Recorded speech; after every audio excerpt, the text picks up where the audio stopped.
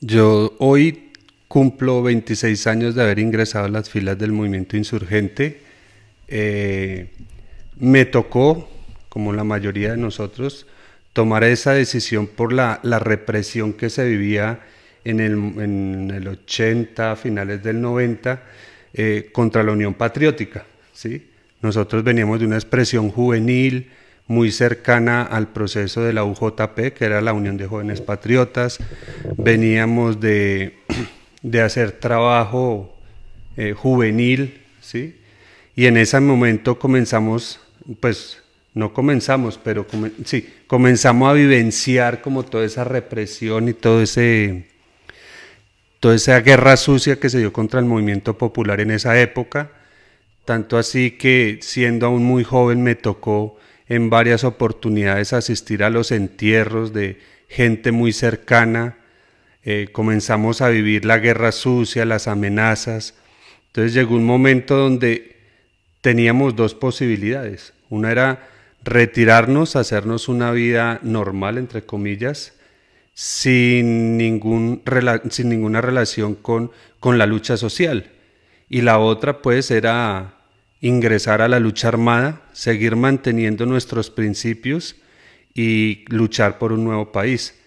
Fuimos varios de esa cochada, digámoslo así, que terminamos definiendo por la insurgencia y terminamos definiendo por las luchas, por la guerra y por la lucha revolucionaria en Colombia. Es decir, que en los años 80 tenías cuántos años cuando decidiste y entonces eras de Bogotá o de una capital, por lo que me estás contando, no eres, digamos, de una zona rural.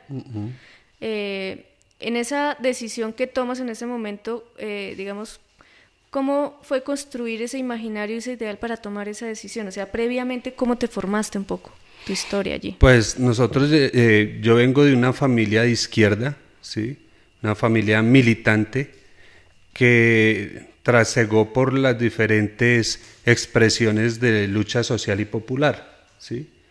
Tenía ese germen, de joven leí mucho y pues me quedó ese imaginario de la lucha social y la lucha revolucionaria. Cuando se abrió el espacio, cuando pude por fin ya tenía edad para entrar al movimiento social, al movimiento estudiantil, pues sin ningún miramiento pues me dediqué y me metí en el trabajo popular y social, ¿sí? Comenzamos con marchas, comenzamos también una formación ideológica y política y pues en ese momento se vivía la violencia, se vivía la guerra, pero no había sido cercana. Entonces uno decía, bueno, podemos seguir en esta lucha, de pronto uno siempre tiene de pronto la concepción de que con uno no va a ser, que de pronto conmigo va a ser distinto. Sí, que, no, que le pasa a otras personas. Exacto. Que pues que éramos del mismo movimiento, pero eso podía ser que la represión era para otros. Cada vez que fuimos profundizando más en la lucha y en el movimiento, en el conocer gente, en asistir a los diferentes eventos en los que teníamos formación, íbamos construyendo ya un relacionamiento con mucha más gente, mucho más amigos, y comenzamos entonces ya a asistir al asesinato sistemático de diferentes compañeros y compañeras que venían haciendo como ese proceso también de formación con nosotros, ¿sí? Entonces ya que tantos muertos en Medellín, que tal compañera desaparecida en Bogotá, que tal compañero asesinado por la mano negra, ¿sí? Y llegó un momento donde nos sentimos tan acosados que, pues que varios no vimos otra alternativa sino ingresar a la lucha armada y clandestinizarnos en aras de que no nos pudieran ubicar y no fuéramos golpeados, no fuéramos asesinados. Entonces, pues nos tocó asumir esa determinación. Fue duro porque pues yo soy de extracción urbana, me crié toda la vida en Bogotá. Soy de una familia más o menos de clase media, ¿sí? Con cierta estabilidad económica por el trabajo de mis padres, no, de mi madre realmente. Y entonces pues fue duro dar ese tránsito, ya a asumir ya una lucha clandestina, las reuniones, las citas, el chequeo, el contrachequeo, ya la formación más no solo política, sino militar, ¿sí? Comenzar a tener ya relacionamiento con las armas, con explosivos, con diferentes materiales de guerra. Claro, lo que implica ya la guerra, o sea, la Exacto. guerra no como una palabra abstracta, sino como una serie de acciones que efectivamente te ponen contra esas decisiones, incluso de la vida y la muerte, ¿no? Es ya pasar al hecho concreto de la acción armada, ¿sí?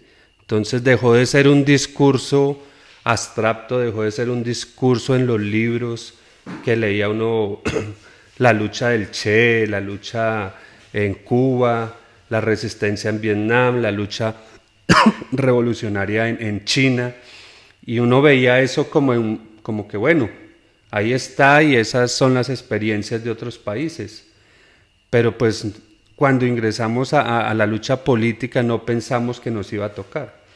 Bueno, y justamente allí, Carlos, muchas veces hablamos, claro, del lugar de quienes toman la decisión y van, o están hoy también en el proceso del posacuerdo. Pero ¿qué pasó en ese instante, por ejemplo, con tu familia de sangre, si queremos llamarlo así, con tus padres, cuando tú les manifestaste o cuando ellos empezaron a ver que ya ibas tomando como esa decisión? ¿Qué pasó ahí? Pues es duro. Realmente yo nunca me acerqué a la familia a decir, no, es que me voy para la lucha armada. Uh-huh. Realmente comencé a coger mi rumbo y a apartarme de la familia, porque pues uno de las cosas, de las necesidades que genera la clandestinidad es comenzar a romper los lazos familiares, en aras de no dar una rutina y en aras de no también involucrarlos a ellos.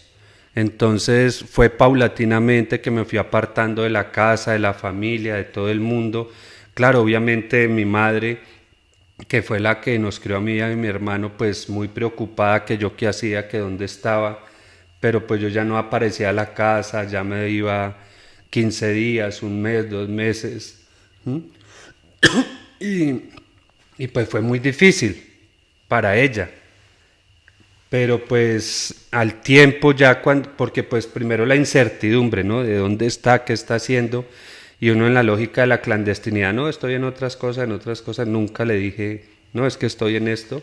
Ella sí veía que yo tenía una formación política, ella me la avivaba, me daba libros, me ayudaba como en esa formación ideológica y política, pero no pensaba que yo fuera a dar ese paso. Ese paso, claro, hasta esa instancia, digamos. Carlos, ¿recuerdas cómo fue como tu primer día ya en la guerrilla? O sea, cuando llegaste allá. Lo que pasa es que nosotros, por ser luchadores urbanos, no fue inmediatamente que llegamos a los campamentos. Nosotros hicimos una preformación, digámoslo así, en la ciudad. Uh-huh. Entonces en la ciudad conocimos las armas, en la ciudad comenzamos a leer los documentos del movimiento, en la ciudad comenzamos a hacer nuestras primeras acciones de aprendizaje, y comenzamos a adquirir esa formación militar y esa formación política, ya no de un partido político legal, sino de un partido en armas como era las FARC, como es las FARC. Entonces, pues fue una trayectoria. En la ciudad yo alcancé a durar 1 o 2 años antes de llegar a un campamento. Además existía en esa época una cosa como una premilitancia, digámoslo así, donde a uno ingresaba, pero lo tenían ahí mirando de dónde venía, quién era, cuáles eran sus actitudes, y en esa medida duré como unos 3 años, donde hice fue trabajo urbano, trabajo de propaganda, de formación política en Bogotá. Ya luego nos llevan al primer curso militar y es la primera vez que yo ya llego a un campamento. ¿Sí? Ya llego a enfrentarme con lo duro que es la vida guerrillera rural, ¿cierto? Entonces fue un choque, ¿sí? Porque pues uno citadino acostumbrado a andar en tenis y zapatos y llegar a ponerse botas y andar entre el pantanero, pues es difícil. Pero pues uno traía una moral en alto, ¿no? Uno decía, pues tomamos la decisión acertada, esta es la posibilidad de construir un país distinto y pues vale la pena cualquier tipo de sacrificio que haya que hacer en pro de construir ese país distinto. de construir un país más justo, y en esa medida pues fueron muchas las peripecias que nos tocó pasar en la montaña, pero fuimos aprendiendo, ¿sí? Porque no solo fui yo, fuimos varios los que en ese momento llegamos y fuimos aprendiendo, nos fuimos dando moral también entre los que veníamos de la ciudad y fuimos aprendiendo a cargar equipo, todas esas cosas. Por ejemplo, cuéntanos de algo que recuerdes de ese momento, de esos primeros meses o semanas en las que ustedes como grupo que había llegado hayan vivido algunas situaciones o se hayan tenido que apoyar en algún caso específico, porque seguramente tienes pues más ya 26 años en el proceso, pues seguramente muchas cosas que contar, pero de ese momento, ¿recuerdas alguna situación en particular en la que tú decías, esto tal vez como que te rebasaba también en lo que estabas haciendo? No, nunca llegué a tener ese sentimiento. Siempre nos pasaron cosas anecdóticas, chistosas, ¿sí? Como llegar a un campamento y mandarme para la guardia, yo irme para la guardia y después haberme perdido de regreso al campamento y como hasta las 4 de la mañana gritando, oiga, ¿dónde está? Y estaba como a media hora me había ido. Habías caminado tanto y te habías desorientado. desorientado. Claro, yo sí decía, no, pero esto no es por acá, me di vueltas, corrí por la mitad de la montaña y dije, no encontré. Cuando comencé a escuchar gente y vi linternas, dije, no, vienen por mí, claro. Creían que era que yo me había ido y lo que pasó era que había ido al puesto de guardia y iba a entregar el turno de guardia y no encontré el campamento. Y claro, llegaron y no estabas. Claro, y cuando llegaron entonces la alerta, uy, se fue uno de los urbanos, ¿qué pasó ahí? ¿Sí? Y resulta que era que estaba perdido, estaba por allá en otro lado. Entonces, claro, todas esas anécdotas que hoy son anécdotas y hoy son risibles, pero que en ese momento pues eran duras, porque pues era llegar al campo, a una montaña, a la selva, y era muy difícil pues uno tener esa capacidad que tiene el guerrillero rural de ubicarse en cualquier espacio, ¿sí? Claro, porque al mirar lo que significa la guerra y lo que ha significado el conflicto en este país durante tantas décadas y generaciones, y llegar luego a tomar una decisión como esta de hacer la paz, después de que, por ejemplo, has llevado más de 20 años allí, ¿cómo vivieron este proceso ustedes, digamos, en los frentes que estaban en ese momento, cuando se empieza a hablar de la posibilidad de la paz con el Estado colombiano? Bueno, lo primero que hay que decir es que a mí me coge el proceso de paz en la cárcel, ¿sí? Yo había caído capturado como años atrás, pero pues nos llegaban comunicaciones. Nosotros en la cárcel teníamos los colectivos de presos políticos y teníamos una vida partidaria. Entonces nos llegaban comunicaciones de los escalones superiores como más o menos informando qué era lo que iba a pasar. Yo pienso que como todos en un inicio, la incredulidad, ¿no? De que esto no va para ningún lado, siempre hemos intentado negociar y la oligarquía nunca ha querido acceder a las peticiones nuestras. De hecho, pues ustedes lo saben históricamente, este no fue el primer proceso de paz. Las FARC consuetudinariamente intentamos de todas las formas construir un proceso de paz, darle negociación política al conflicto armado. De hecho, desde el primer momento en el programa agrario de los guerrilleros, ¿sí? En el 64, se plantea que es la vía más dolorosa y la que menos queremos, pero a la que nos vemos abocados como revolucionarios, ¿sí? Entonces, siempre cuando nos llegaban estas informaciones y nosotros en la cárcel, en los análisis que hacíamos en las reuniones de partido y de célula al interior de las cárceles, decíamos, no, esto es, pues vamos a intentar, el movimiento lo va a volver a intentar, pero este gobierno y estos gobiernos no van a querer aflojar las grandes reivindicaciones por las cuales nos hemos alzado en armas. Bueno, y bajo esa reflexión, y ustedes, digamos, en tu caso, estabas en la cárcel, ¿en qué momento ustedes dicen, bueno, esto sí va? ¿Cuál es como el elemento que ustedes dicen efectivamente, bueno, ya pasamos de la incredulidad a decir, bueno, vamos a trabajar por este tema de la paz? Fue en dos momentos. Un primer momento, cuando a través de las noticias se informa que está aprobado el primer punto, que el primer punto de tierras... De tierras, que fue el que más se demoró. Exacto. Ese primer punto logra tener una conclusión y logra firmarse. Ya ahí muchos de los que éramos incrédulos y no creíamos en el proceso comenzamos a decir, bueno, aquí está pasando algo distinto a lo históricamente desarrollado, ¿sí? Comenzamos a decir, uy, hay pasos, hay cosas que no alcanza uno a percibir, pues también por estar en la cárcel, ¿no? Informaciones que no nos llegaban, pero uno veía que se iba avanzando. Después al tiempo llegó una comunicación del organismo superior diciéndonos que realmente que el movimiento se la estaba jugando, que el movimiento quería, realmente pensaba y como siempre lo hemos hecho, estaba asumiendo la negociación con seriedad y que si el gobierno se prestaba y daba las condiciones, este proceso iba a salir adelante. Entonces ya comenzamos a decir, no, aquí va a haber una transformación, puede pasar algo. Bueno, nunca alcanzamos a percibir qué era realmente lo que podía pasar, ¿sí?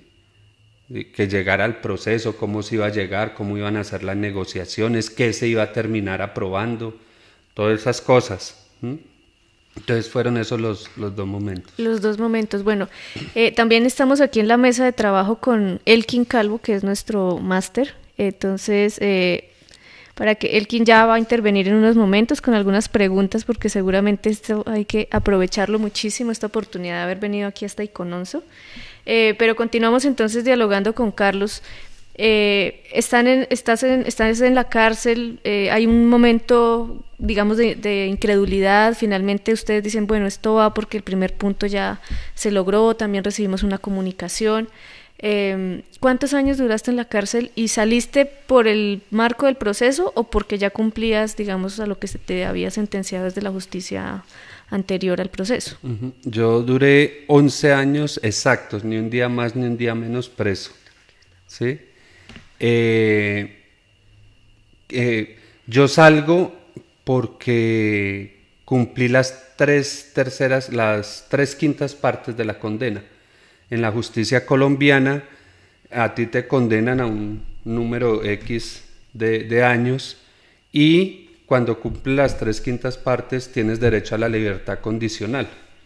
Entonces, con 11 años más las rebajas, más una cantidad de cosas, yo completé los 18 años que eran las 3/5 partes de mi condena. Entonces pedí la libertad condicional. El juez intentó durante 6 meses atravesarse, no darme la libertad, hasta que en el último documento que me hace llegar dice, no teniendo más alternativa, le concedo la libertad condicional. Yo salgo de la cárcel, todavía está el proceso, todavía no se ha firmado, no salgo con la ley del proceso. Y pues lo que hago es presentarme otra vez en los campamentos, ¿sí? En los campamentos insurgentes. Bueno, y ya en el momento de la firma hay un hecho también de mucha expectativa nacional e internacional con cubrimiento de prensa que fue la llegada de todos los guerrilleros a las zonas veredales en ese momento, en chalupas, en camiones, en buses, mejor dicho, esto fue un cubrimiento también muy importante porque fue algo nunca antes visto incluso en otros procesos de paz a nivel mundial. Tú estás acá en Icononso y aquí es donde se crea esta zona veredal, hoy Espacio Territorial de Capacitación y Reincorporación. ¿Cómo se dio ese proceso para la llegada? ¿Con qué se encontraron? ¿Qué no encontraron? ¿Cómo organizaron la zona? Bueno, nosotros estábamos en el Yarí, en los llanos del Yarí, en la 10ª conferencia. ¿Sí? Nosotros participamos de la conferencia en octubre, noviembre, ¿sí? Noviembre, sí. No, espera, agosto, septiembre. En el mes de septiembre. Después de la conferencia se vino un pleno ampliado del Estado Mayor. ¿Sí? Estuvimos ahí prestándole seguridad a los camaradas y así nos cogió hasta enero. En enero, por orden del camarada Carlos Antonio, pues varios de los que estábamos en la unidad en el Yarí comenzamos a hacer los desplazamientos hacia las diferentes zonas de agrupamiento. A nosotros nos tocó aquí con Onso. El primer grupo sale el 12 de diciembre, ¿sí? Vienen 60 combatientes que venían en buses con el armamento y todo, hicieron el tránsito y llegaron acá. ¿Cuánto tiempo duró ese viaje? Porque el Yari con Onso no es cerca.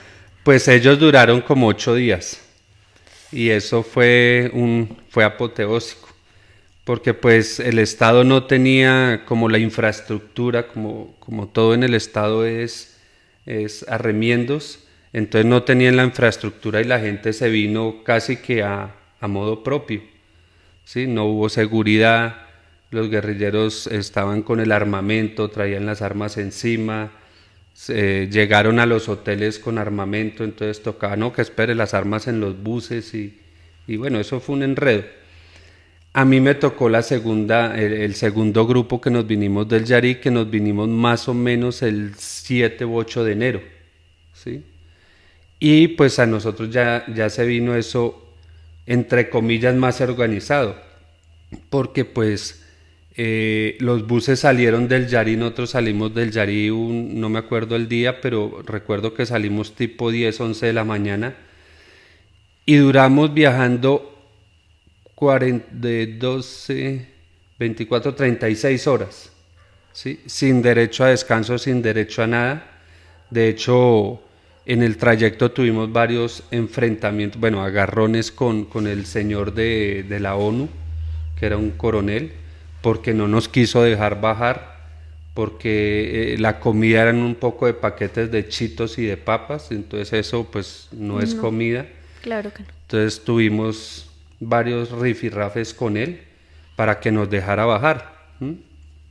Ya en Icononso, ya del desespero y de la rabia, pues nos le bajamos del bus. El bus paró un momentico a recargar algo y nos bajamos del bus y nos fuimos a comprar comida. Comida, claro. Claro, porque pues no nos habían dado comida y con el cuento de la seguridad y de la seguridad y de la seguridad, pues nos bajaban, nos trasladaban en otros buses, de buses a otros buses. Hacían transbordo nada más, era lo único para bajarse. Exacto. Entonces pues en Icononso ya tuvimos como una discusión muy fuerte y nos le bajamos y nos fuimos a comprar comida. Comimos en Icononso, en las afueritas del pueblo, y nos vinimos y llegamos aquí al espacio, a la zona veredal en ese momento. Bueno, y Carlos, ustedes llegan después de 36 horas con, digamos, las dificultades que tenían. Llegan, ya estaban estos 60 personas que previamente se habían venido en diciembre. ¿Y ustedes con qué se encuentran acá en la zona? No, pues nos encontramos con las mismas condiciones en que vivíamos en la guerra, exactamente. O sea, aquí no existía ninguna construcción, no existía ninguna habitabilidad. Lo que había logrado hacer los compañeros nuestros era pues construir sus propias caletas en las mismas condiciones que las construíamos en la guerra, o sea, un plástico de caucho, una casa de caucho y envuelta la caleta en polisombra, ¿sí? Con con camas de madera hechas por nosotros y en un barrialero y en un pantanero, mejor dicho, peor que lo que nos tocó vivir en la guerra. Bueno, entonces después de esa llegada, de encontrarse en estas condiciones, ustedes fueron montando el campamento. ¿Qué traían en esos buses? Además, claro, pues de lo que usted nos comentaba un poco, de sus propias armas, porque no hubo una logística ni para esa organización. ¿Qué más traían? No, nosotros del Yari nos trajimos absolutamente todo lo que nos cupo. Trajimos madera, ¿sí? Trajimos animales, trajimos gallinas. Es uno de los grandes fracasos, ¿sí? El gobierno se comprometió a una cantidad de cosas que no nos ha venido cumpliendo. Que no todo es cierto, el gobierno también ha cumplido, pero ni en su gran mayoría, ni en las cosas que considero personalmente lo fundamental, ¿sí? Por ejemplo, nosotros arrancamos este proceso con 4.000 prisioneros políticos. Hoy han salido 3.400 y permanecen en las cárceles del Estado 600 prisioneros revolucionarios de las FARC, del movimiento FARC. Y ha sido imposible que, habiendo firmado amnistía, habiendo firmado todos los papeles y habiendo hecho todos los trámites jurídicos y legales, el gobierno aún hoy mantenga varios prisioneros, cientos de prisioneros de nosotros en las cárceles del gobierno, ¿sí? Eso es como para demostrarte que el gobierno ha cumplido en pequeñas cosas, pero no en la mayoría. ¿Mm? Entonces, en un primer momento, la bancarización, ¿sí? Se comenzó a llegar, le comenzó a llegar a cada excombatiente la banca, de haberse firmado el proceso y de haber entrado nosotros y haber cumplido nuestra palabra, porque hay que decirlo que las FARC hemos cumplido al pie de la letra nuestra palabra empeñada, aún hoy los proyectos no arrancan, ¿sí? Y eso ha venido, pues, no desmoralizando, pero sí aburriendo mucho a la gente, ¿sí? Que no le creen ya al Estado, que el Estado ha venido y ha hecho una cantidad de encuestas, de diagnósticos, ¿sí? En aras de invertir unos supuestos recursos que algún día van a llegar, pero que aún hoy no llegan, ¿sí? Entonces, pues eso ha venido menguando la credibilidad en el Estado, pero pues nosotros por encima de esas dificultades hemos venido fortaleciendo a partir del esfuerzo propio como organización ciertos proyectos muy mínimos, pero que por lo menos nos han dado la posibilidad de mantenernos cohesionados. Bueno, Carlos, cuando uno escucha las entrevistas que se han hecho con ustedes, con la organización, siempre es como reiterada la idea de que el acuerdo o lo firmado no es un asunto de beneficio, digamos, solamente para las FARC, hoy partido, digamos, ya legalmente constituido, sino que hablan siempre de una apropiación de los acuerdos por parte de la sociedad en general. ¿A qué se refieren con eso? Que resisten al modelo neoliberal, que resisten a los modelos explotadores de sus territorios y que necesitaban tener voz propia, ¿cierto? Nosotros creemos que este proceso es fundamental en la construcción de un país distinto, porque había que parar la guerra. La guerra se había convertido en el mejor instrumento y en la mejor excusa para que la oligarquía y el status quo pudieran mantener esos privilegios, tanto económicos como políticos, ¿sí? La guerra les había permitido desde todos los espacios entrar a reprimir el movimiento social y popular. Acabada la guerra, comienza a quitárseles ese argumento que tenían y comienza a demostrarse que el problema fundamental de este país nunca fue las FARC y nunca fue la confrontación, sino que realmente subyace al conflicto la explotación, la desigualdad y la injusticia en que vivimos, ¿cierto? Entonces, nosotros sí consideramos que este proceso de paz, muy al contrario de lo que han dicho muchos, es un triunfo del movimiento insurgente y es un triunfo del pueblo colombiano, porque logramos imponer un proceso que le está quitando los privilegios a los de siempre.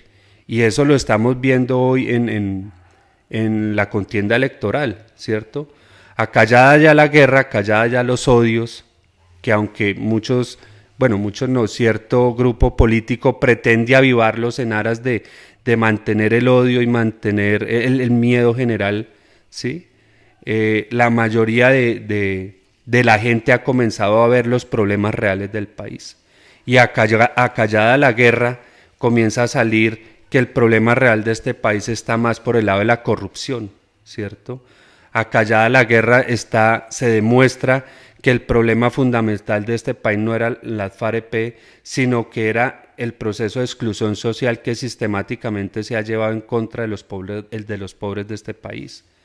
Entonces nosotros sí consideramos que mantenernos hoy, que hoy la paz es una reivindicación del pueblo porque nos está permitiendo reconocer este país y que nos permite desde diferentes perspectivas y voces comenzar a exigir, no a pedir, a exigir la transformación de este país. Y eso solo vendrá cuando la gente tenga la posibilidad de salir a protestar sin ser acallada, porque no es que son guerrilleros, ¿sí? Que entonces salía una marcha cocalera exigiendo los derechos y les disparaban, no, porque ahí venían esa marcha, venían guerrilleros. Y siempre entonces nos utilizaron como excusa para acallar al pueblo y hoy esa excusa se les acabó y comienza la gente entonces a entender en qué país realmente estamos viviendo. Bueno, Carlos, no puedo dejar de hacerle una pregunta justamente frente al argumento que usted plantea sobre la necesidad de la paz, la importancia, el logro que ha sido este proceso, no para el partido político de las FARC, sino para la historia de un país que vivió más de 50 años de guerra. Y es, ¿qué pasa hoy con el tema de las disidencias? No, las disidencias, bueno, mal llamadas disidencias, pero sí, son personas que estuvieron con nosotros en la confrontación y que uno ve, lo veo desde lo personal, que le tienen miedo al proceso, que nunca creyeron en el Estado, no solo no creyeron, sino que creyeron que la negociación no nos iba a posibilitar lo que decíamos ahorita, callar esas voces de la guerra, y le tuvieron miedo al proceso de paz, miedo y desconfianza, ¿sí? Y prefirieron quedarse en lo que conocían y en lo que manejaban, que era la confrontación, ¿sí?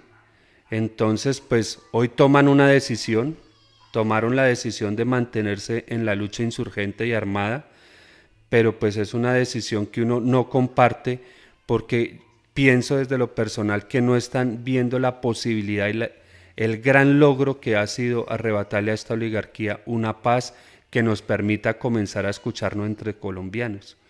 Hoy podemos hacer esto, hoy estamos en las comunidades, hoy nos reunimos con los estudiantes en las universidades, hoy comenzamos a mostrar cuál ha sido nuestra propuesta política, cuál ha sido nuestra accionar durante 53 años, hemos desmitificado lo que éramos como combatientes, ¿sí?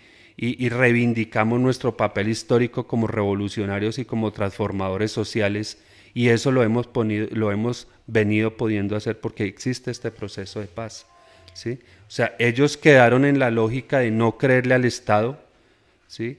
De privilegiar, pienso yo, su interés de que yo como persona no me vaya a pasar nada, yo como persona no vaya a parar a una cárcel y no ven el proyecto político que subyace detrás del proceso de paz. ¿Qué haría usted a las personas que hoy están escépticas o no creen o le tienen incluso es miedo a la paz? Bueno, primero me parece a mí que lo que hay que decir es que en el plebiscito no triunfó ni el sí ni el no. Realmente en el plebiscito triunfó la abstención. La abstención es un problema gravísimo porque quiere decir que el 63% de este país no le interesa si hay paz o hay guerra, ¿sí? Y lo otro que hay que decir es que si bien un porcentaje pequeño de la población votó por la guerra, también y creo que quedó demostrado a partir de unas entrevistas que le hicieron a uno de los promotores del no, de cómo ellos comenzaron a movilizar los odios, a movilizar el miedo y la desconfianza, ¿sí? Es normal, históricamente ha sido así, que un proceso nuevo asuste a la mayoría de la gente, porque la gente no reconoce otra forma de vivir en este país que no sea la confrontación. Y eso los haya asustado, aparte de eso fueron promovidos muchos odios y hoy todavía se mantienen promoviendo odios porque es que la ultraderecha en este país no tiene ningún otro argumento, que la guerra y el miedo, ¿sí? Entonces, pues nosotros vimos cómo en la campaña del no salieron a decir unas mentiras absurdas, ¿sí? Primero comenzaron a decir que los presupuestos de la nación los iban a quitar y le iban a quitar muchos subsidios a la gente porque nos iban a dar la plata a nosotros, pues, cosa que es absolutamente mentira. Comenzaron a decir que cada excombatiente o cada luchador fariano iba a quedar ganándose 2 y 3 millones de pesos, que como así, cosa que no es cierta, ¿sí? Entonces comenzaron a cabalgar en una cantidad de mentiras para eso, para avivar el miedo, ¿sí? Es hoy lo que nosotros también sentimos que pasó en la campaña electoral, ¿sí? Como no tienen otro argumento, como han dirigido el país durante los últimos 200 años y nos tienen en una crisis social y económica tan grande, en uno de los países más desiguales, no solo de Latinoamérica, sino del mundo, creo que es el tercero en desigualdad, ¿sí? Entonces, pues no tienen más argumentos que la guerra y el miedo, ¿sí? Y lo han sabido auspiciar a punta de una cantidad de mentiras, como decir que el castrochavismo existe. En este momento nadie ha podido explicar qué es eso, ¿sí? Entonces, pues realmente auspiciando esos miedos en la gente, pues es que han logrado consolidar un poder político. Bueno, Carlos, y para terminar, cuéntenos un poco más de usted. ¿A usted le gusta bailar, le gusta la música, le gusta el cine, le gusta leer? Me gusta la música, me gusta el cine y me gusta leer. Bueno, entonces recomiéndenos una película, recomiéndenos un libro y cuéntenos alguna anécdota con alguna canción que sea de su preferencia. A ver, un libro, yo diría La fiesta del chivo, de Vargas Llosa, ¿sí? Me pareció excelente. También les recomendaría El 93 de Víctor Hugo, ¿sí? Hermosísimo. Una canción, todo lo que sea salsa o son cubano es espectacular. De su preferencia. De y le mi gusta preferencia. bailarlo, además. Pues no soy muy diestro en esas artes. Quisiera, quisiera, pero no he podido ser diestro en eso. Bueno, y finalmente entonces una película. Una película. Hay varias, pero diría uno que, ¿cómo es que se llama? Es una sobre la resistencia en España. El beso de la lengua de la mariposa. Ah, la lengua, no, se llama de otra manera, pero tiene que ver con mariposas. Ay, ¿cómo se llama? Bueno, Se nos olvidó a ambos. es Sí. sobre la resistencia en España. La historia de un maestro, ¿cierto? Sí, Está en una exacto, escuela exacto. rural durante Exacto. durante el franquismo. Ajá, ajá. La lengua de las mariposas. La lengua de las mariposas, exacto. Efectivamente. Bueno, pero de esas canciones de salsa, una para dejar a nuestra audiencia pues bailando y un poco reflexionando también sobre este diálogo que tuvimos hoy. Fundamental para un buen salsero, Sonido Bestial. Bueno, entonces este fue Carlos Alberto desde Icononso, Tolima, en el espacio territorial de capacitación y reincorporación Antonio Nariño, quien nos acompañó el día de hoy. Muchísimas gracias, Carlos. Muchísimas gracias a ustedes por esta oportunidad de hablarle al estudiantado y que nos vayan conociendo, porque pues la lucha y la construcción de ese mejor país nace y está fundamentalmente en los claustros de estas universidades. Bueno, les agradecemos a todos, los dejamos entonces con el Sonido Bestial. Recuerden la Pedagógica Radio, voces y sonidos que enseñan, construyendo nuevas narrativas para la paz.